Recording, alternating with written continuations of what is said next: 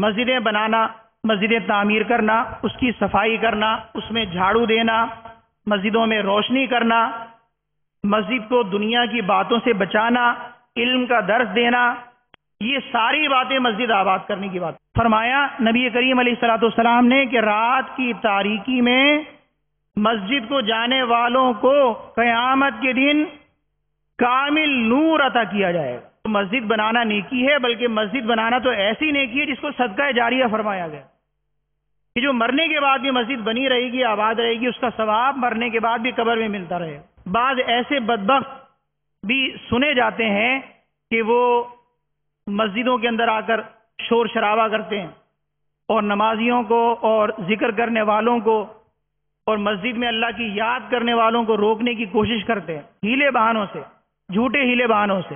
تو بہرحال مسجد کی ویرانی کا جو سبب بنے گا وہ سب سے بڑھ کر ظالم ہے. فالتو باہر بھی بیٹھنا ہے، گلی کے باہر چبوترے پر بھی بیٹھنا ہے، گھر میں بھی بیٹھنا ہے، تو مسجد میں آ کے ہی بیٹھ سکتے ہیں. بھلے 2 دروازے ہیں، ایک سے گئے اور دوسرے سے نکل گئے، مسجد میں نماز پڑھنے نہیں گئے، اللہ کی یاد کرنے ذکر کرنے نہیں گئے، رستہ بنایا اپنی معاملات کے لیے، اپنے کام کے لیے. آپ کو جانا ہے پچھلی گلی میں، آپ نے کہا اتنا لمبا چکر کاٹ کے کون جائے گا، چلو ذرا اس سے گھسنے ہیں دروازے سے اور اگلے دروازے سے نکل جاتے ہیں. تو اس طرح اصل مسجد کو راستہ بنانا ناجائز. یہ جو احاطہ مسجد میں گیٹ سے اندر آنے کے بعد جگہ ہوتی ہے، یہ اکثر مسجدوں میں فنائے مسجد ہوتی ہے. تو فنائے مسجد کی نیت ہو گئی، اس کے بعد اسے اصل مسجد بنانا چاہیے، ہو سکتا ہے. لیکن جو اصل مسجد ہو گئی اس کو اب فنائے مسجد نہیں کیا جا سکتا. اصل مسجد تا قیامت وہ اصل مسجد ہی رہے گی. رستے کے بارے میں نے بتایا کہ اصل مسجد کو رستہ بنانا اس طرح کہ ایک جگہ سے آئے دوسرے سے نکل گئے اپنی ضرورت کے لیے، یہ کیا ہے، جائز نہیں. فنائے مسجد میں سے ہو کر اس طرح گزر جائیں تو وہ گناہ نہیں ہے، اجازت. لیکن اس سے بھی کوئی بچ جائے تو بہت اچھا ہے کہ فنا کو بھی راستہ بلا وجہ کیوں بنایا جائے. یہ تو ہو گیا کسی فرد کا ذاتی ضرورت سے کبھی کبھار اچانک خیال آ جانا اور راستہ بنا لینا. اور ایک راستہ ہوتا ہے باقاعدہ راستہ جس کو کہتے ہیں گزرگاہ. عام لوگ ادھر سے ادھر جا رہے ہیں، ادھر سے ادھر جا رہے ہیں، دونوں طرف بازار، ادھر سے ادھر جاتے ہیں، ادھر سے ادھر آتے ہیں، دن رات لوگ چل رہے ہیں. ایسا راستہ اصل مسجد میں بنانا تو بالکل حرام. جو آپ نے میں نے قاعدہ بتا دیا کہ اصل مسجد تا قیامت کیا ہے، مسجد. اور اس کو رستہ بنائیں گے تو اس کو ہم نے کیا کر دیا، بدل دیا، اس میں تغیر تبدل کر دیا. وقف کو اس کی حیثیت سے بدلنا ناجائز و حرام ہوتا ہے. تو اصل مسجد جب تا قیامت مسجد ہے تو اس کو گزرگاہ بنا دینا، بیچ میں 1-2 صفوں کو خالی کر کے اور 2 گیٹ نکال کر آنے جانے محلے والے بازار والوں کو کہنا یہاں سے چلا پھرا کریں. اس طرح کا عام راستہ بنانا مطلقاً ناجائز ہے.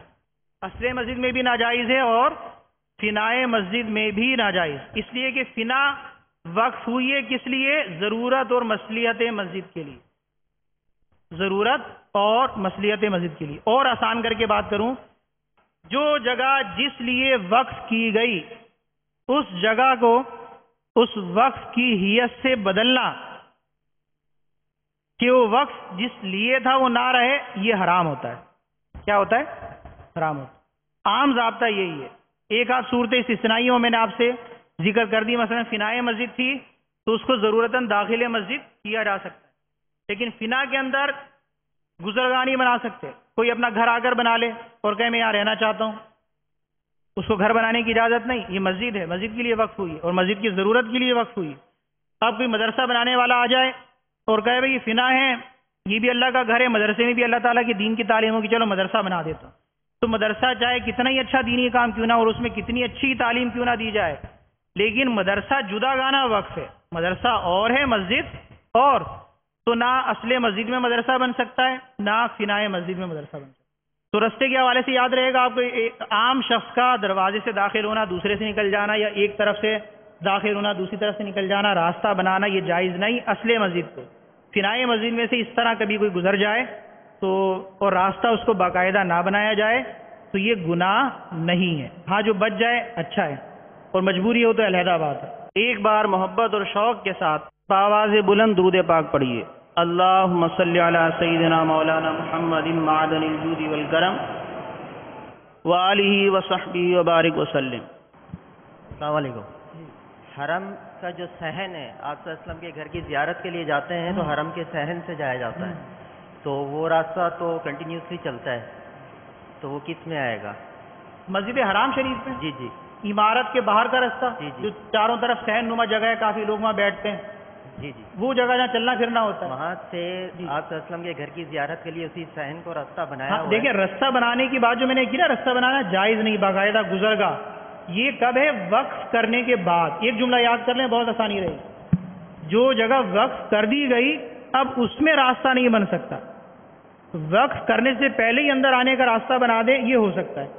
تو وہاں جو راستہ اندر آنے کا بنایا گیا جدید تعمیر میں، مسجد تو آہستہ آہستہ بڑھی نا. کعبۃ اللہ شریف کے آس پاس پہلے مسجد ہی نہیں تھی، کعبۃ اللہ شریف تھا، پھر مسجد بنی. پھر مسجد کی انتہا کہاں تک تھی؟ جہاں پر طواف ہوتا ہے، آپ نے دیکھا ہے مطاف، جس جگہ طواف کیا جاتا ہے وہ اس کے اندر اضافہ ہوتا رہا. پھر اب مطاف کے بعد بھی جو عمارت ہے وہ بھی داخل مسجد کر لی گئی. تو اس طرح جو وہاں تبدیلیاں ہوتی رہیں تو یقیناً نیت یہ کی گئی ہوگی کہ وقف کرنے سے پہلے آنے کا راستہ بنا دیا. تو مسجد وقف کرنے سے پہلے اس میں راستہ آنے کا بنا دیا جائے، یا جو جگہ خارج رکھی جائے وہ خارج رہتی ہے. مثال کے طور پہ یہ کمرہ ہے، اس کو مسجد کر دیا تو اب یہاں نئے کمرے، گھر، حجرے، فنائے مسجد کا وضو خانہ اندر وغیرہ کچھ نہیں بن سکتا. لیکن یہاں جب مسجد بنی تھی اور وقف کی گئی تھی، اس سے پہلے جب عمارت بن رہی تھی، وقف سے پہلے اگر کوئی ایک کمرہ بنا دیا جاتا اور نیت کیا ہوتی کہ اس میں سامان مسجد رکھا جائے گا، ادھر دوسرا کمرہ بنا دیا جاتا اس کے اندر بھی سامان مسجد ہوتا، پھر نیت کرتے تو وہ دو کمرے خارج مسجد ہوتے. وہ دو کمرے کیا ہوتے؟ اصل مسجد سے باہر.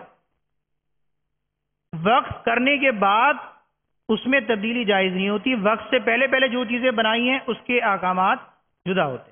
تو وہاں جو راستہ ہے وہ وقف سے پہلے کا ہوگا، نیت کرنے سے پہلے کا، اس لیے جائز ہے اندر. اور ہے بھی اندر آنے کا راستہ، وہ عام گزرگاہ نہیں ہے، یعنی وہ راستہ ویسی نمازیوں کے آنے کا ہے، طواف کرنے والوں کے آنے کے. ایسے راستے تو ہر مسجد میں ہوتے ہیں. مسجدوں میں آپ نے طاق دیکھے ہوں گے، وہ ہوتے اسی لیے کہ نمازی اندر حال میں آ جائے. سیڑھیاں بنائی اسی لیے جاتی ہیں کہ چڑھ کے اوپر نمازی آ جائے.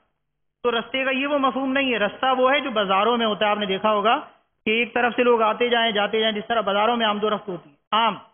یہ رستے بنانا ناجائز. اور عام طور پر مسجد کی کسی جگہ سے داخل ہو کر لوگ آنا شروع ہو جائیں، بار بار چلتے رہیں، تو یہ وہ رستہ نہیں ہے. یہ تو مسجد میں چل کر ہی آئیں گے نماز پڑھنے کے لیے. طواف بھی چل کر ہی ہوتا ہے، اور طواف کرنے کے لیے چل کر ہی آئیں گے، تبھی تو طواف کریں گے کعبۃ اللہ شریف کا. تو یہ رستہ بنانا نہ ہوا. واللہ تعالی عالم بالصواب. یہ تھا مسجد کو رستہ بنانے کا مطلب. اب ہے مسجد اور گندگی. بنیادی بات لکھ لیں کہ نجاست، ناپاکی، گندگی، گھن والی چیزیں، کچرا، کوڑا، ناک سے نکلنے والی رطوبت، تھوکنا، کوئی گارا مٹی جو کیچڑ ہوتا ہے رستے کا وہ لا کے مسجد کے فرش کو آلودہ کر دینا، اس طرح کی گندی چیزیں، اور بو، بدبو. اور کیا ہے؟ بدبو. نجاست، گندی چیزیں جو اگرچہ ناپاک نہ ہو، جس طرح میں نے مثال دی، رستے کا کیچڑ، گارا مٹی اور اس طرح کی چیزیں، اور بدبو. ان سب چیزوں سے مسجد کو بچانا واجب ہے. کیا ہے؟ واجب. مسجد اور نجاست کا کوئی تعلق نہیں. اس کو تو صاف ستھرا رکھنے کے بارے میں فضائل ہے نا. آپ نے فضیلت سنی ہوگی کہ نبی کریم علیہ الصلوۃ والسلام کے ظاہری حیات طیبہ میں مسجد میں ایک خاتون جن کا تعلق حبشہ سے تھا وہ صفائی کیا کرتی. بعض روایات میں ان کا نام بھی آیا ام محجن. ان کا انتقال ہو گیا، انہیں دفنا دیا گیا، جنازہ پڑھ کے تدفین بھی ہو گئی. نبی کریم علیہ الصلوۃ والسلام کو خبر نہ ہوئی. صحابہ کرام نے سارا معاملہ کیا ہوگا، جنازہ ہوا ہوگا، غسل وغیرہ کے بعد پھر تدفین ہوئی ہوگی. تو آپ علیہ الصلوۃ والسلام ان کی قبر پر تشریف لے کر گئے، اور روایات میں بعض میں یہ بھی ہے کہ آپ نے ان کی قبر پر جنازہ پڑھا اور پوچھا کہ مجھے بتایا کیوں نہیں. تو پھر آپ نے قبر پر نماز جنازہ پڑھا. یہ آپ کی خصوصیت ہے. عام حالات میں قبر پر نماز جنازہ نہیں پڑھا جاتا، دفنانے سے پہلے جنازہ ہوتا ہے. اور قبر میں کب جنازہ پڑھا جاتا ہے؟ کہ جب کوئی بغیر جنازہ پڑھے ہوئے مسلمان میت قبر میں دفنا دی جائے. اور قبر میں دفنانے کے بعد جب تک یہ گمان غالب ہو کہ اس کا جسم سلامت ہوگا. ایک مسئلہ اضافی، بغیر جنازہ پڑھے کسی مسلمان کو دفنا دیا گیا اور دفنانے کے بعد یہ گمان غالب ہے کہ ابھی اس کا جسم قبر میں سلامت ہوگا. یہ موسم، ملک اور جسامت وغیرہ کے اعتبار سے مختلف ہو سکتا ہے. 2 4 دن، 5 دن، 10 دن، 12 دن، 15 دن مختلف ہو سکتا ہے. ہر ایک کا الگ لحاظ ہوگا. تو جب تک یہ گمان غالب ہوگا اس وقت تک ایسی میت جسے بغیر جنازے کے دفنایا گیا، قبر پر جنازہ اس کا پڑھا جائے گا. کہ جنازہ پڑھنا کیا تھا؟ فرض کفایہ. جان بوجھ کر سارے مسلمان چھوڑیں گے، سب گناہگار ہوں گے. بعض پڑھ لیں گے، سب کی طرف سے ادا ہو جائے گا. لیکن کوئی ایسی غفلت ہو گئی یا مسلمانوں کے بس اختیار میں ہی نہیں رہا، کسی نے ایسی تدفین کر دی مسلمان کی، تو اب یہ ہے کہ جب تک غالب گمان ہے کہ اس کی میت کا جسم سلامت ہوگا تو اس کا جنازہ قبر پر جا کر پڑھیں گے. تو بہرحال یہ مسئلہ تھا. نبی کریم علیہ السلام نے ان کی قبر پر جا کر جنازہ پڑھا. ایک روایت میں یہ فرمایا کہ تم نے سب سے افضل عمل کون سا پایا؟ اب دیکھیے نبی کریم علیہ السلام کے اختیارات. آپ ان کی قبر پر تشریف لے کر گئے اور باہر اوپر کھڑے ہو کر زمین پر قبر میں جنہیں دفنایا گیا صحابیاں ہیں، مسجد کی صفائی کیا کرتی تھی، کچرا کوڑا گرد اور غبار وہ مسجد سے صاف کیا کرتی تھی. تو قبر کے باہر کھڑے ہو کر تشریف لا کر آپ نے استفسار کیا کہ تم نے سب سے افضل عمل کون سا پایا؟ تم نے سب سے افضل عمل کون سا پایا؟ تو دیکھیے حضور زمین کے اوپر رہ کر زمین کے اندر کے حالات کا مشاہدہ فرما رہے ہیں.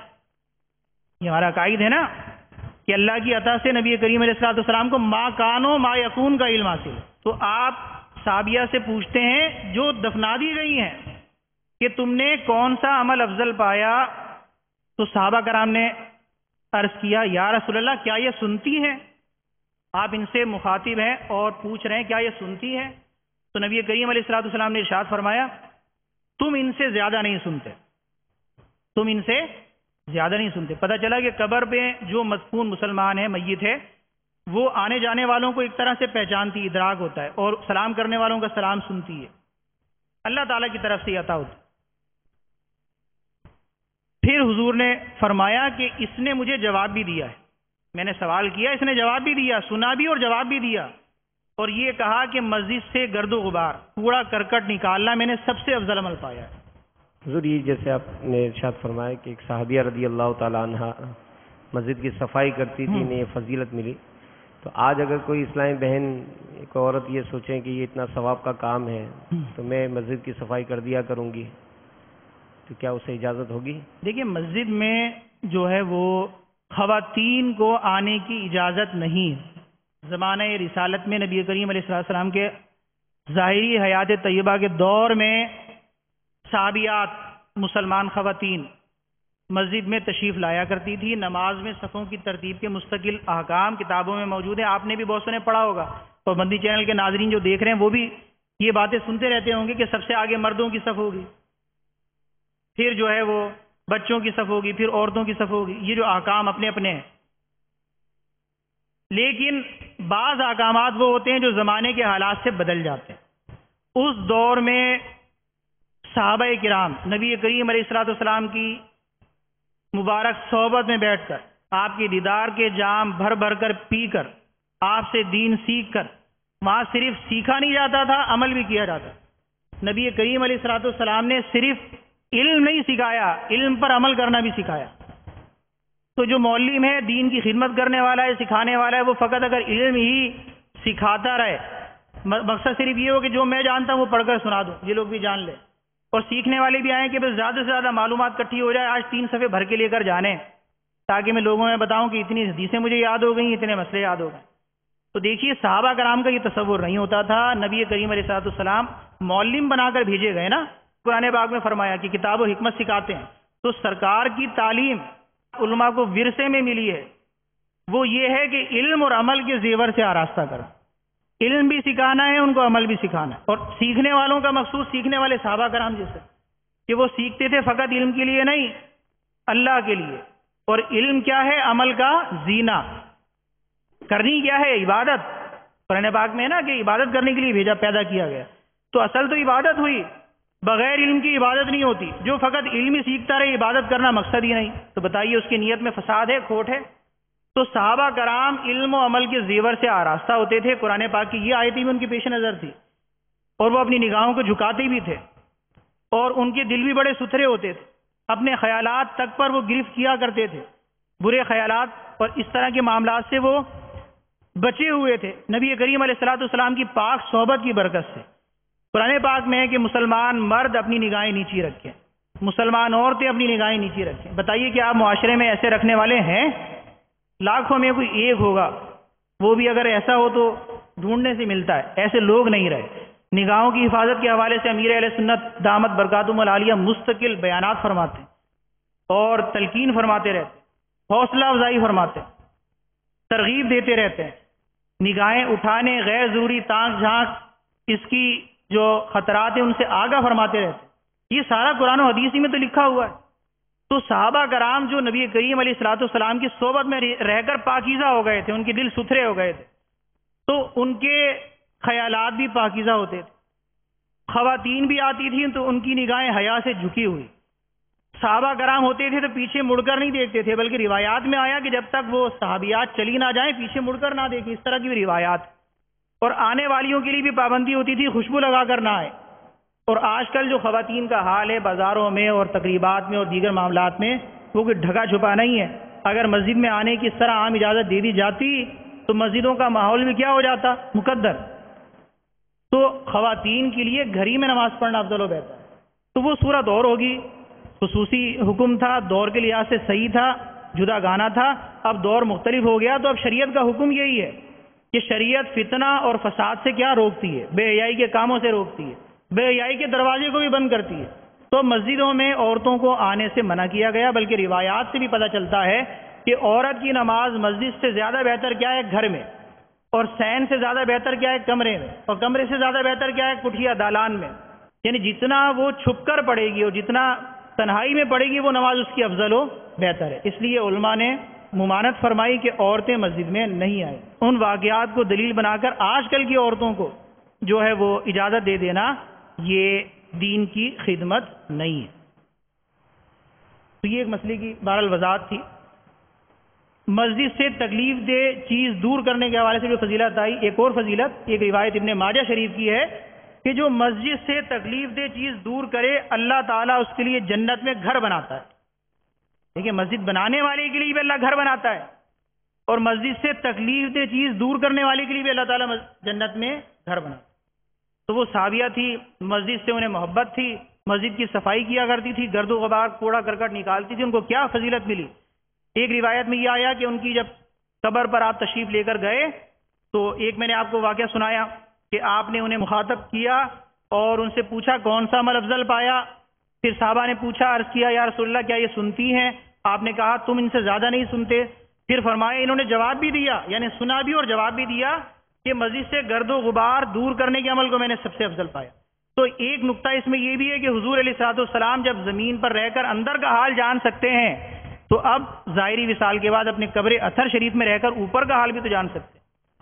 تو ہمارا عقیدہ علم غیب کے بارے میں ہے کہ اللہ تعالیٰ کا دیا ہوا ہے، ما کان و ما یکون کا علم ہے، روز اول سے روز آخر تک کا مخلوق کا علم آپ کو اللہ تعالیٰ نے دیا ہے۔ یہ عقیدہ بالکل برحق اور ثابت شدہ ہے۔ ایک روایت میں یہ آیا کہ حضور نے یہ بھی فرمایا ان کے بارے میں کہ مسجد سے گرد و غبار صاف کرنے کی وجہ سے میں اسے جنت میں دیکھ رہا ہوں۔ ایک روایت یہ بھی ہے کہ جو اللہ کی مسجد سے محبت کرتا ہے اللہ تعالیٰ اسے اپنا محبوب بنا لیتا ہے۔ تو مسجد کے فضائل پر تو باقاعدہ مستقل کتابیں، مکتبۃ المدینہ کی طرف سے شائع شدہ کتاب علمیہ میں جس کا ترجمہ کیا گیا، جنت میں لے جانے والے اعمال، مسجد کے بارے میں 4-5 فصلیں قائم ہیں، اور اس میں آپ احادیث پڑھیں، ایسا جذبہ اور شوق بڑھتا ہے کہ مسجد کی صفائی ستھرائی کی خدمت ہی اپنے ذمہ لے لی جائے، مسجد کی آبادی کے سارے کام آدمی کرنا شروع کر دے، رات کو جانے والوں کی فضیلت، نماز پڑھنے والوں کی فضیلت۔ تو اس آج کے اس سلسلے کے بعد آپ نیت کریں کہ یہ جنت میں لے جانے والے اعمال سے مسجد کے فضائل کے بارے میں جو روایات ہیں وہ ضرور سنیں گے، اور مسجد کو آباد کرنے کی سچی پکی نیت کریں گے۔ اور یہاں جو آج مسائل بیان کیے جا رہے ہیں مسجد کے بارے میں، ضروری فضائل اپنی جگہ ہوتے ہیں، ان سے آدمی کو رغبت ملتی ہے عبادت، لیکن عبادت کرنی کس طرح ہے؟ جب فرض اور واجب سیکھیں گے، ضروری مسائل سیکھ لیں گے تو صحیح طریقے سے عبادت ہوگی، ورنہ بعض اوقات عبادت بھی رائے گاہ ہو جاتی ہے۔ اب مسجد میں نجاست، گندگی اور بو، اس سے بچانا واجب۔ اب اس حوالے سے 2-3 مسئلے یاد کر لیں اور ذہن نشین کر لیں، بار بار دہرائیے گا، تکرار کیجیے گا، یاد ہو جائے گا، پھر آپ اس کی رعایت بھی کر سکیں گے۔ مسجد میں نجاست لے کر جانا جائز نہیں۔ دو صورتیں ہیں، اگر نجاست لے کر گئے اور اس سے مسجد آلودہ ہو جائے گی، مسجد کا فرش، دیواریں گندی پلید ہو جائیں گی، آلودہ ہو جائیں گی نجاست سے، تو اس صورت میں کیا ہے؟ مکروہ تحریمی۔ غالب گمان یہ ہے کہ نجاست لے کر جاؤں گا اور اس طرح جا رہے ہیں کہ مسجد کا فرش آلودہ ہو جائے گا، تو مکروہ تحریمی اور گناہ۔ یوں ہی نجاست میں سے بو اٹھ رہی ہے اور اس سے مسجد کی ہوا پر اثر پڑے گا، مسجد کی جو فضا ہے وہ کیا ہو جائے گی؟ بو والی ہو جائے گی، اور بدبو ہے تو بدبو کے ساتھ جانا مسجد میں، یہ بھی ناجائز و گناہ۔ تیسری صورت یہ ہے کہ نجاست اس طور پر ہے کہ اس سے نہ بو اٹھ رہی ہے، نجاست اس طور پر ہے کہ نہ بو اٹھ رہی ہے، اور غالب گمان بھی یہ ہے کہ اس سے مسجد آلودہ نہیں ہوگی، تب بھی مسجد میں نجاست لے کے جانا منع ہے، آداب مسجد کے خلاف نہیں، فقط ممانعت ہے، آداب مسجد کے خلاف ہے، اس سے بھی بچنا ہوگا۔ لیکن اگر غالب گمان یہ ہے کہ مسجد کا فرش آلودہ نہیں ہوگا اور اس میں سے بو بھی نہیں ہے کہ مسجد بدبودار ہو جائے گی، تو اس صورت میں گناہ نہیں۔ یہی حکم بدن یا لباس پر اگر نجاست، بدن یا لباس پر اگر نجاست ہے تو اس کے ساتھ مسجد میں جانے کا بھی یہی حکم ہے۔ کپڑوں پر نجاست لگی ہوئی ہے اور بغیر دھوئے پاک کیے آ گئے مسجد کے اندر، آداب مسجد کے خلاف، مطلقاً منع، مسجد کی بے ادبی۔ اور اگر نجاست اس طور پر کپڑوں پر ہے یا بدن پر ہے کہ غالب گمان ہے کہ مسجد کا فرش کیا ہوگا؟ آلودہ ہو جائے گا، مسجد کا فرش کیا ہوگا؟ آلودہ ہو جائے گا، ناپاک ہو جائے گا، تو گناہ، مکروہ تحریمی ہو گناہ۔ یہ تھا نجاست کا مسئلہ۔ دوسرا مسئلہ ہے گندگی کا، یعنی جو ناپاکی تو نہیں ہے، مثلا ناک صاف کرنا مسجد میں تھوکنا،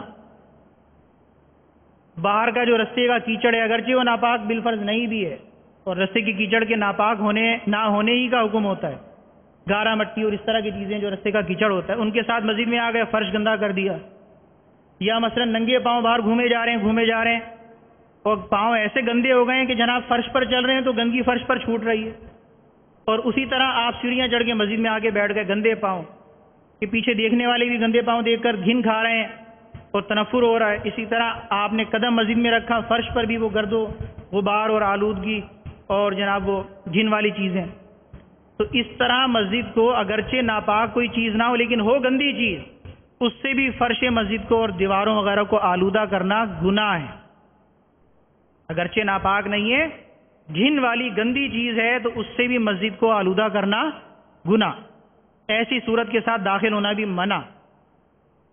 ایک مسئلہ خاص یاد کر لیں جس سے غفلت ہوتی ہے، عام طور پر تو صفائی ستھرائی کا اہتمام ہوتا ہے، صاف ستھرا ہو کر ہی آدمی مسجد میں آتا ہے، لیکن بعض اوقات مسجد سے بالکل متصل وضو خانے ہوتے، وضو خانے، اب نماز کے لیے آئے جلدی جلدی اور وضو خانے پہ بیٹھ کے وضو کر رہے ہیں اور اعضائے وضو سے قطرے ٹپک رہے ہیں، اعضائے وضو سے قطرے ٹپک رہے ہیں، تو یہ جو اعضائے وضو دھلنے کے بعد قطرے ٹپکتے ہیں یہ مستعمل پانی ہوتا ہے، تو مستعمل پانی بھی گندا پانی ہوتا ہے، اگرچہ ناپاک نہیں ہوتا لیکن کیا ہوتا ہے؟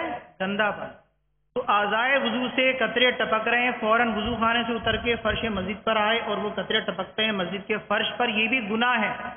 کیا ہے؟ اور اس سے غفلت بہت زیادہ ہے۔ اس مسئلے سے آج پکی سچی نیت کریں کہ آئندہ کبھی بھی ایسا نہیں ہوگا، اور پہلے ہوا ہے تو سچی توبہ کر لیں آج ابھی اسی وقت کہ میں نے توبہ کی، اگر مجھ سے آج سے پہلے اس طرح مسجد کی بے ادبی ہوئی ہے، گناہ ہوا ہے، تو میں سچے دل سے اپنی اس بے ادبی پر توبہ کروں، اور دوسرے لوگوں کو بھی اس کی تلقین کرتے رہا کریں۔ وضو کرنے والا جب بیٹھے اور خاص طور پر اٹھے، بالخصوص جو کم عمر کے نوجوان بچے تھوڑے بڑے ہوتے ہیں اور مسجد میں آتے ہیں، وہ اس طرح کی حرکتیں بہت کرتے ہیں، انہیں بھی سمجھائیں۔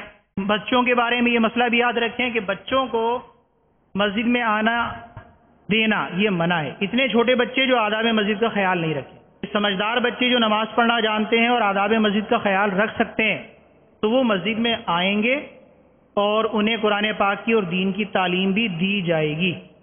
یہ ناجائز نہیں ہے، زمانے سے ہوتی آئی ہے، بچے مسجدوں میں پڑھتے ہیں، ہاں یہ ہے کہ اس کے ساتھ ساتھ غفلت بھی ہوتی ہے، اور بڑے سمجھدار بچوں کے ساتھ ساتھ چھوٹے چھوٹے بچے جو مسجد کے آداب کا خیال نہیں رکھتے، ادھر ادھر بھاگتے ہیں، بے ادبی کرتے ہیں، شور کرتے ہیں، دھکا دیتے ہیں، گندگی کر دیتے ہیں، یا بعض اوقات مسجد آلودہ ناپاک بھی ہو جاتی ہے، تو یہ جو پڑھانے والے مولوی میں اور مسجد کی کمیٹی کے افراد ہیں، بالفرض دونوں نہ ہوں تو اہل محلہ تو ہیں، وہ بھی تو مسلمان ہیں، مسجدوں میں اور امر بالمعروف و نہی عن المنکر، نیکی کا حکم دینا، برائی سے منع کرنا سب پر ضروری ہے نا، حتی المقدور.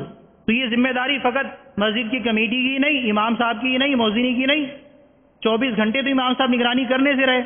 تو جو جس کی نگاہ پڑے، جس کے سامنے برائی ہو، وہ ہاتھ سے روکے. ہاتھ سے نہیں روک سکتا تو زبان سے روکے، اور زبان سے نہیں روک سکتا تو دل میں برا جانے. اپنے دل کو منانے کے لیے ایک آدھ بار بول دینا ایسے ہی، اور پھر چپ ہو کے بیٹھ جانا، اس سے بھی بعض اوقات کام نہیں چلتا. تو ہلکی پھلکی ایک آواز لگا دی اور سامنے والے کے پلے پڑی نہیں پڑی، اسے مسئلہ سمجھ میں آیا نہیں آیا، وہ اپنی غلطی پر قائم بھی آپ کے میں تو بری ذمہ ہو گیا ہوں، یوں نہ کریں. بلکہ سمجھانے کی، اور اس وقت تک سمجھانے کی جب تک آپ کو امید ہو کہ شاید یہ غلط فہمی کا شکار ہے، اسی لیے دوبارہ غلطی کر رہا ہے، چاہے دوبارہ بتا دے. ہاں جب آپ کو یہ ظن غالب ہو جائے کہ میرے بار بار بتانے کے باوجود اور صحیح طرح سمجھانے کے باوجود بھی یہ مسئلہ بالکل واضح تھا، سمجھانے کی ضرورت نہیں تھی، سامنے والا مان ہی نہیں رہا، ہٹ درمی کر رہا ہے، تو اب ظاہر بات ہے آپ کے بس سے باہر ہے، دل میں برا جانے گے، اور جو اسے روک سکتا ہے اس کو کہہ دیجئے گا. مسجد کو گندگی سے بچانا، مستعمل پانی کے قطروں سے مسجد کے فرش کو بچانا، یہ لازم و ضروری ہے. یہ خود بھی دھیان رکھیں، جو لوگ ایسا کرتے ہیں ان کو اس سے احسن انداز میں سمجھا کر باز رکھیں. بچوں کو مسجد میں لے جانے کے حوالے سے بھی میں نے کہا کہ جو ناسمجھ بچے ہیں ان کو مسجد میں آنا منع ہے. اگر وہ آ رہے ہیں تو جو دیکھنے والے ہیں انہیں چاہیے کہ وہ روکیں، پیار محبت سے سمجھا کر انہیں واپس بھیج دیں کہ جب آپ بڑے ہو جائیں گے اور جب وقت آئے گا آپ آ جائیے گا، نماز پڑھ لیجیے گا، سمجھا کر. جھڑکے نہ، کہ بچے کا بھی دل ٹوٹ جاتا ہے. لیکن اگر اندیشہ یہ ہے کہ یہ مسجد میں جا کر مسجد کو ناپاک کر دے گا، آلودہ کر دے گا، بعض بچے ایسے ہوتے ہیں کہ چھوٹے سے بچے کو گود میں لے کے آ گئے مسجد کے اندر، تو چھوٹے بچے کو مسجد میں لانا منع تھا، وہ خود آتا تب بھی روکنا ضروری تھا. حدیث شریف میں ہے جنبوا مساجدکم صبیانکم، اپنی مسجدوں کو بچوں سے بچاؤ، ومجانینکم، اور پاگلوں سے بچاؤ. تو بچے پاگل آداب مسجد کا خیال نہیں رکھ سکتے، بے عقل ہوتے ہیں، اس لیے ان سے بچانا ضروری، تو ان کو لانا بھی تو منع ہی ہوگا. تو جو بچوں کو لائے تو اب اس کی دو صورتیں، ایک تو یہ کہ اگر مسجد کے آلودہ ہونے کا غالب گمان ہے کہ یہ بچہ جسے میں لے کے جا رہا ہوں انگلی پکڑ کر یا گود میں اٹھا کر اور ہے وہ نہ سمجھ، یہ کوئی نجاست کر دے گا یا مسجد کو آلودہ کر دے گا، غالب گمان ہو رہا ہے، اس صورت میں بچے کو لانا گناہ، یوں ہی بدبو پھیل جائے گی کسی وجہ سے، اس کی نجاست وغیرہ کی وجہ سے، اس کا بھی غالب گمان ہے، تو مسجد کو بو سے بچانا بھی واجب ہے. اس صورت میں بھی بچے کو لانا گناہ. اور اگر بچہ ایسا نہیں ہے، حالات سے اندازہ ہوتا ہے کہ ابھی وہ نجاست سے مسجد کو آلودہ نہیں کرے گا، یا بو وغیرہ سے ہوا مسجد کی اس پر اثر نہیں پڑے گا، نمازی یا نمازی نہ ہو تو فرشتے مسجد میں ہوتے ہیں، ان کو تکلیف نہیں ہوگی، بو نہیں پھیلے گی، تب بھی ناسمجھ بچوں کو مسجد میں لانا مکروہ ہے، اگرچہ گناہ نہیں لیکن آداب مسجد کے خلاف، اور اس سے بھی بچنا ہو. تو یہ مسئلہ تھا مسجد میں بچوں کو لانے کا اور مسجد میں بچوں کو پڑھانے کا. اس سے پہلے مسجد میں نجاست اور گندگی اور بو، اس کے حوالے سے بھی میں نے آپ کو مسئلے بتا دیے. ساتھ ہی مسجد کو رستہ بنانا، اس کے حوالے سے بھی کلام ہو چکا. اب ہے مسجد میں نماز جنازہ. مسجد میں نماز جنازہ پڑھنا مکروہ ہے. مسجد میں نماز جنازہ پڑھنا مکروہ ہے، جنازہ مسجد میں نہیں ہو سکتا. تو یہاں جو بات ہو رہی ہے کہ مسجد میں جنازہ نہیں پڑھا جائے گا، اس سے مراد ہے اصل مسجد اور وصف مسجد. کنائے مسجد میں جنازہ پڑھا جا سکتا، کنائے مسجد میں جنازہ پڑھا جا سکتا، جیسی جگہ مسجد سے متصل جو آپ نے سمجھی کہ ضرورت اور مصلحت کے لیے وقف جگہ ہے، جہاں حجرہ ہوتا ہے، سامان رکھنے کی جگہ ہوتی ہے، فرش وغیرہ صاف کر دیا جاتا ہے، بوقت ضرورت نماز بھی پڑھی جاتی ہے، دوسرے کاموں میں بھی استعمال ہوتا ہے. ایسی جگہ پر اگر جنازہ رکھا گیا اور پیچھے صفیں بن گئی تو وہاں جنازہ ہو سکتا ہے. اسی طرح مسجد کے علاوہ کوئی جگہ مخصوص ہے جنازہ گاہ ہے، وہاں جنازہ پڑھا جائے. اصل مسجد میں جنازہ پڑھنا مکروہ ہے، چاہے جنازہ اندر ہو یا جنازہ باہر. مقتدی اندر ہے، جنازہ باہر، اس صورت میں بھی مکروہ. جنازہ اندر، مقتدی اندر، تب بدرجہ اولا مکروہ. ہاں ایک قول یہ ہے کہ اگر جنازہ مسجد سے باہر ہے، اگر جنازہ مسجد سے باہر ہے اور نمازی اندر ہے تو بعض علماء کے نزدیک اجازت، لیکن صحیح قول میں نے آپ کو بتایا، مفتابی قول وہ جس پر عمل کرنا ہے کہ نہ جنازہ باہر اور مقتدی اندر ہو، اس صورت میں بھی مسجد میں جنازہ نہیں پڑھنا، جنازے کو اندر رکھ کر اس طرح بھی مسجد میں جنازے کا آغاز نہیں کرنا۔ یہ مسئلہ جو میں نے آپ کو اشارہ کیا کہ بعض علماء کی طرف سے اس کی اجازت دی گئی ہے کہ جنازہ اگر باہر اور نمازی اندر ہوں تو اب اگر کوئی اس مسئلے پر عمل کرتا ہے اور کسی سے پوچھ کر عمل کر رہا ہے یا کسی عالم کے فتوی پر عمل کرتا ہے تو اس سے الجھنے کی یا فتنہ کرنے کی، اسے سختی سے منع کرنے کی یہ حاجت نہیں ہے، یہ حاجت نہیں۔ وہ جو عمل اس طرح کر رہا ہے یا جہاں ہو رہا ہے اس کو آپ نہ روکیں، جو سمجھانے والے ہیں وہ سمجھا دیں گے، جو پوچھنے والے انہیں مسئلہ بتا دیں گے کہ آئندہ ایسا بھی نہ کریں، لیکن اب اگر کوئی کر رہا ہے اور کسی کے فتوے یا مسئلے پر عمل کرتا ہے پوچھ کر تو اسے آپ گناہ گار نہ کہیں، اگر وہ کسی سے پوچھ کر عمل کرتا ہے نہ الجھیں، ہاں خود عمل یہی کریں، اور جہاں جنازہ مسجد میں نہیں ہوتا ہرگز ہرگز مسجد میں جنازے کا اہتمام نہ ہو، جنازہ باہر اور مقتدی اندر ہو، اس صورت میں بھی نہ ہو۔ وہ حصہ مسجد جو اصل مسجد میں وقف کر دیا گیا اور بعد میں کسی وجہ سے اس کو ہٹا کر مسجد کو توڑ کے اور مدرسہ بنا دیا گیا، ایسی مسجد میں نماز پڑھنا جائز ہے؟ دیکھیے میں نے آپ کو بتا دیا کہ جو مسجد کے لیے زمین وقف کر دی گئی وہاں مدرسہ نہیں بن سکتا، جس نے بنایا ہے وہ گناہ گار، اس پر توبہ واجب، اس مدرسے کی عمارت کو گرا دیا جائے، جس نے بنایا اور اس کے اندر عمارت میں پیسہ صرف کیا سارا تاوان اسی کے ذمے ہے۔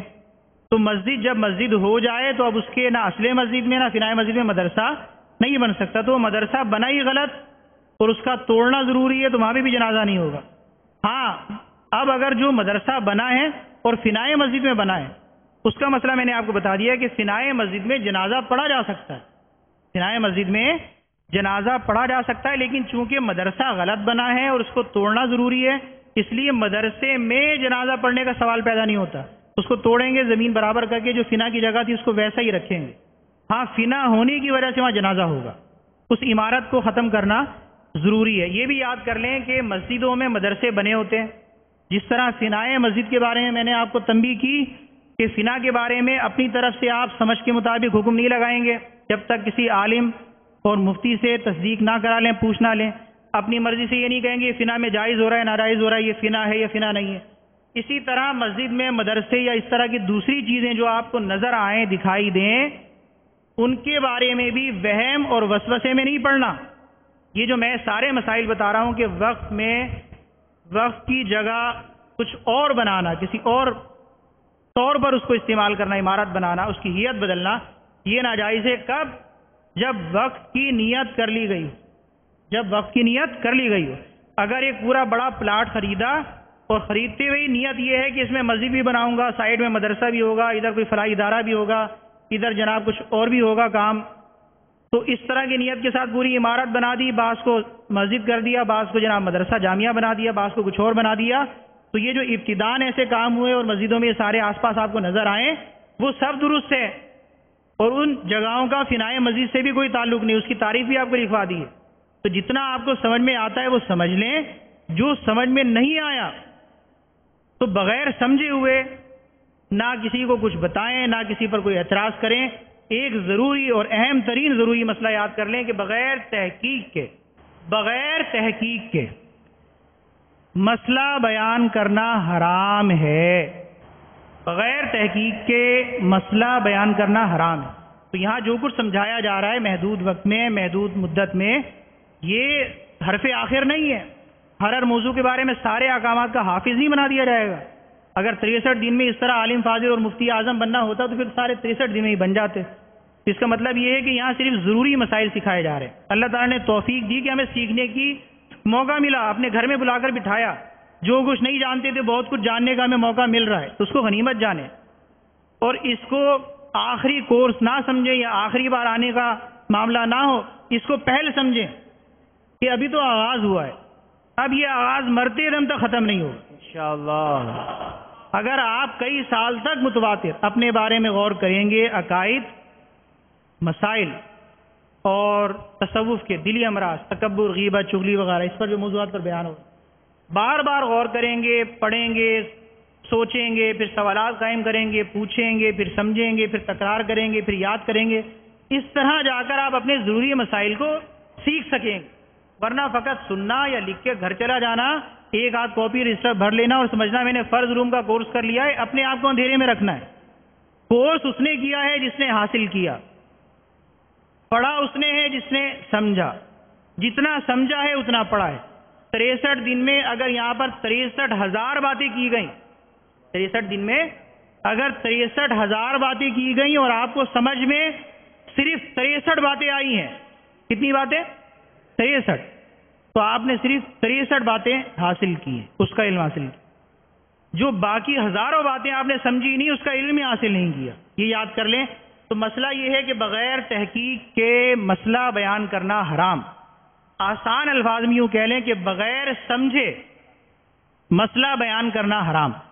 اب ہر مسئلہ ایسا نہیں ہوتا. مثال کے طور پہ ایک مسئلہ یہ بھی ہے کہ نماز پڑھنا فرض ہے. کیا مسئلہ ہے؟ اب آپ کہیں گے بھائی پہلے میں اس کی تحقیق کر لوں. تو بھائی تحقیق تو آپ کو ہو چکی. مسلمان کا بچہ جب ہوش سنبھالتا ہے اس کو خود ہی تحقیق ہو جاتی ہے کہ نماز پڑھنا فرض ہے. یعنی یہ تو وہ فرض ہے جو عالم فاضل اور مفتیان کرام کی حد تک نہیں، عام آدمی مسلمان کے بچے عورتیں بچے سبھی کو پتا ہوتا ہے نماز پڑھنا فرض. تو جس کی تحقیق ہو چکی اس کی تحقیق تھوڑی کرنی ہے، یہ تو تحصیل حاصل ہوتا ہے. تو جو مسئلے سمجھے سمجھائیں اور سب صحیح سمجھتے ہیں، زکوٰۃ دینا فرض، حج کرنا فرض، روزے رکھنا رمضان کے فرض، توڑیں گے تو قضا کرنی پڑے گی، شرائط کے ساتھ توڑیں گے تو کفارہ دینا پڑے گا، جھوٹ بولنا گناہ، غیبت کرنا گناہ کبیرہ، حسد کرنا گناہ، ظلم کرنا، کسی کا مال دبا لینا گناہ. یہ سارے واضح مسئلے ہیں اور ان کی حیثیت تو ضروریات دین کی حد تک ہے. کس حد تک ہے؟ یعنی یہ وہ مسائل ہیں جن کی تحقیق ہمیں ہو چکی ہے پہلے، جبھی تو ضروریات دین بن گئی. بہرحال بغیر تحقیق کے مسئلہ بیان کرنا حرام ہے. وہ تحقیق کی مثالیں میں نے 3 4 5 ابھی بیان میں آپ کو دے دی ہیں کہ بعض اوقات ایک بات ہوتی ہے، پھر اس کی تفصیل بیان کی جاتی ہے، پھر سمجھ آتا ہے، پھر جب سمجھتے ہیں تو اس کو اپلائی کیا جاتا ہے مسئلے کو. اس طرح کے دقیق مسائل جو عام طور پر پڑھے سمجھے نہیں جاتے لیکن ہوتے ضروری ہیں، وہ جب تک تحقیق نہ کر لیں ان کو بتائیں نہ. تحقیق کس سے کرنی ہے؟ مفتی مستند. اعلیٰ حضرت نے 2 الفاظ استعمال کیے ہیں، یاد کر لیں ہمیشہ کے لیے. ادھر ادھر کسی بچے کو پکڑ کے کہہ دیں میں نے پوچھ لیا مسئلہ، یا کسی نے ٹوپی پہنی اور ابھی توبہ کر کے آیا، داڑھی رکھی اور ابھی قضا نمازیں پوری بھی نہیں کرنی، پہلی بار نماز پڑھی اور باہر نکلا تو لوگوں نے کہا مولانا صاحب ذرا مسئلہ بتائیے گا. انہوں نے بھی جا کے مسئلہ بیان کرنا شروع کر دیا. پوچھنے والا بھی کہہ رہا ہے جناب پوچھ لیا، تحقیق ہو گئی. تو کیا اس کو تحقیق کہتے ہیں؟ نہیں. پہلے جس سے تحقیق کرنی ہے وہ خود تو محقق ہو، پہلے سے ثابت شدہ ہو کہ بھئی اس کی بات پر چلنا ہے. لوگ پوچھتے ہیں عمل کرتے ہیں، میں نے بھی پوچھ لینا ہے. تو مفتی مستند کس سے مسئلہ پوچھنا ہے؟ مفتی مستند جس پر اعتبار کرتے ہیں. ایک تو ہوتا ہے جو مفتی مستند ہوگا عوام بھی اس کا اعتبار کرے گی، اور جو پڑھے لکھے لوگ ہوں گے، دین سمجھنے والے، دین کی خدمت کرنے والے، وہ بھی اس سے پوچھتے ہوں گے مسئلہ. اس طرح کا آدمی مشہور ہو جاتا ہے مسائل بتا کے. تو جتنا وہ جانتا ہے وہ بتا سکتا ہے، جو اسے آئے گا آپ کو سمجھا دے گا، نہیں آئے گا تو وہ بھی کیا کہے گا؟ واللہ تعالی اعلم بالصواب. اور دوسرا یہ کہ جو مفتی نہ ہو، کہ مفتی کے لیے اہلیت زیادہ ہوتی ہے، کم از کم عالم معتمد. کیا ہو؟ مفتی نہ ہو تو عالم کیا ہو؟ معتمد. یعنی عالم دین بھی ہے اور اس پر اعتماد بھی کیا جاتا ہے، غلط مسائل نہیں بیان کرتا، لوگ اس پر بھروسہ بھی کرتے ہیں. جو بتاتا ہے بہت ساری باتیں صحیح نکلتی ہیں جتنا وہ جانتا ہے. تو جو وہ جانتا ہے موٹے موٹے مسئلے ان سے تحقیق کر لیجیے. تو یہ ہے تحقیق. اسی طرح کسی بہت معتبر کتاب میں، مسئلہ بہار شریعت کتاب انتہائی معتبر ہے، اسی سے ماخوذ اور انہی معتبر کتابوں سے مسائل کا انتخاب کر کے امیر اہل سنت نے اہم موضوعات پر، نماز کے احکام، نجاستوں کے بارے میں، وضو کے بارے میں، کتنے فرض علوم کے بارے میں کتابیں عام فہم الفاظ میں لکھی ہیں اور بہت تحقیق کے بعد لکھی جاتی ہیں. وہ پڑھیں، ان پر بھروسہ کیا جا سکتا ہے. پھر بھی کوئی بات سمجھ میں نہ آئے تو پھر بھی پوچھنا کس سے؟ آپ نے مفتی مستند سے یا عالم معتمد سے. یہ ایک بات تھی. بہرحال ضمناً مسئلہ اب چل رہا تھا مسجد میں جنازے کا، اس کی تفصیل بھی آپ کو بتا دی گئی ہے. پہلا سوال، بدبودار کھانا یا بدبودار کپڑے مسجد میں لے کے جانا، نہانے کے بعد جو تولیہ وغیرہ جس سے اپنا جسم صاف کیا ہوتا ہے وہ لے کر جانا کیسا ہے؟ لیکن جسم جب صاف ہو گیا نہانے کے بعد تو اب تو جسم پر بو تو رہی نہیں ہوگی، زیادہ سے زیادہ وہی مستعمل پانی ہوگا. تو مستعمل پانی کے بارے میں مسئلہ آپ کو بتایا کہ مسجد کو اس سے بچانا ضروری ہے. تو تولیے سے صاف کریں گے تو اچھی بات ہے. ہاں تولیے سے مسجد میں کھڑے ہو کر صاف کرنا یہ ایک بظاہر اچھی بات نہیں لگتی، بلا ضرورت تو ایسا ہرگز نہ ہو. اور صاف کرتے ہوئے اگر قطرے وغیرہ نیچے گریں گے تو وہی جو مسجد کو آلودہ کرنے والا گناہ ہے وہ آئے گا. تو بہرحال اگر کوئی تولیہ مسجد میں فقط لے کر آیا ہے اور تولیہ بدبودار نہیں ہے، فقط مستعمل پانی صاف کیا ہے اس نے تولیے سے وہ لے کر آیا ہے، تو اس پر گناہ نہیں. لیکن کئی بھائیوں کے پاس تولیے ایسے ہیں نا، وہ نہانے کے بعد اسے سکھاتے نہیں، اسے لے آتے ہیں تو اس سے اسمیل پیدا ہو جاتی ہے. لیکن اب یہ سارے جزیات اس کے بنیں گے بہت سارے. مسئلہ یہ ہے کہ مسجد کو بو سے بچانا واجب ہے. کیا ہے؟ بو سے بچانا واجب. جسم پر بو ہے، لباس میں بو ہے، منہ میں بو ہے، کچا پیاز لہسن وغیرہ کھا کر آ گئے، یا اسی طرح سامان کے اندر بودار اشیاء بیگ لے کر آ رہے ہیں، اس کے اندر بدبودار بھبکے اٹھ رہے ہیں.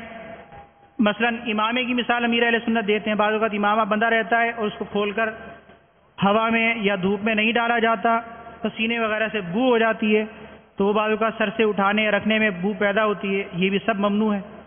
تو مسجد کو بو سے بچانا واجب، بدبو کی ساتھ مسجد میں آنا گناہ. السلام علیکم. جی وعلیکم السلام. اگر مسجد میں صحن میں ضروریات مسجد کی اشیاء رکھی جائیں لیکن اگر جگہ اصل مسجد کی ہو تو اس بارے میں کیا حکم ہے؟ صحن مسجد میں سامان رکھ دیا جائے لیکن وہ صحن اصل مسجد کا ہو تو اس بارے میں کیا حکم ہے؟ دیکھیے ضرورتاً تھوڑا بہت سامان کبھی کوئی اٹھا کر بیگ لایا اور نماز پڑھنی ہے، اصل مسجد میں پاس بیگ رکھا، نیت باندھ کے نماز پڑھ لی، اس میں کوئی حرج نہیں. اسی طرح کوئی چند افراد آئیں ایک ساتھ اور با جماعت نماز پڑھنی ہے، اب سارے مسجد سے باہر تو بیگ رکھیں گے نہیں، چھوٹا موٹا سامان ہے تو اپنے پاس سائیڈ میں رکھیں گے.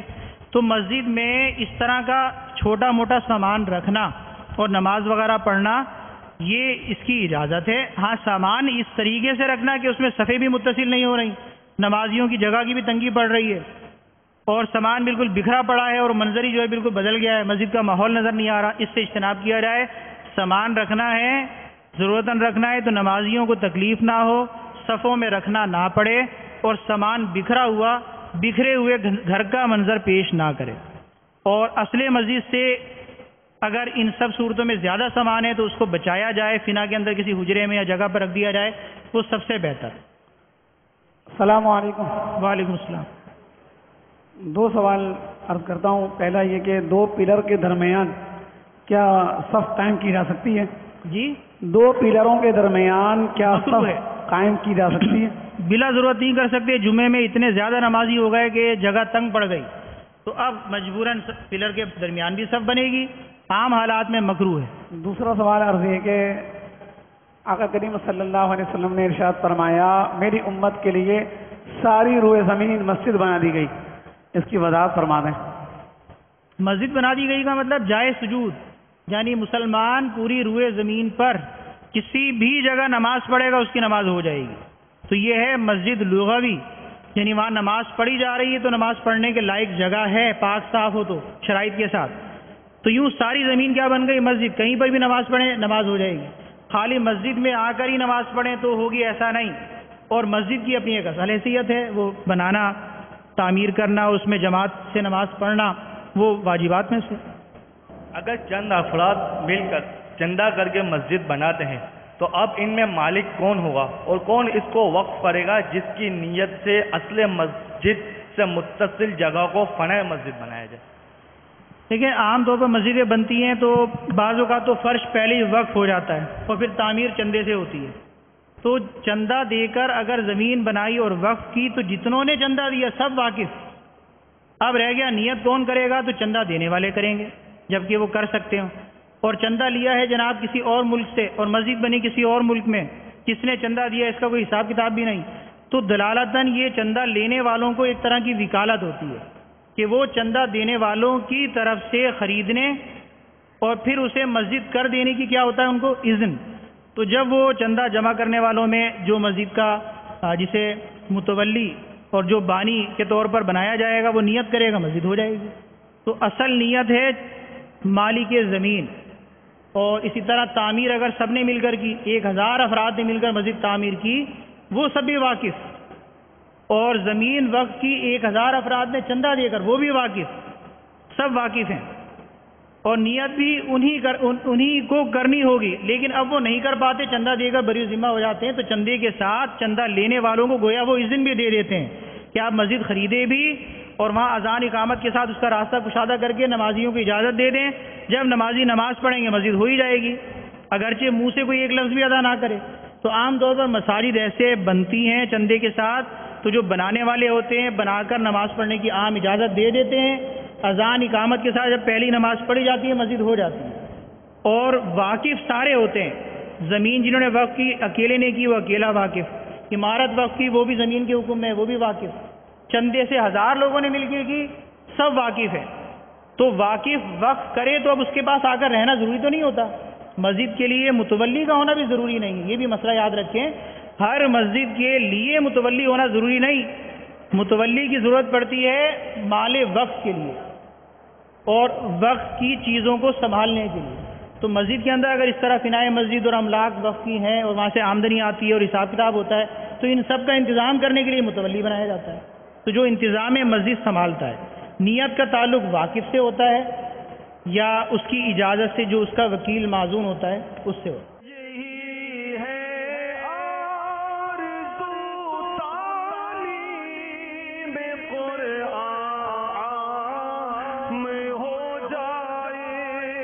تلاوت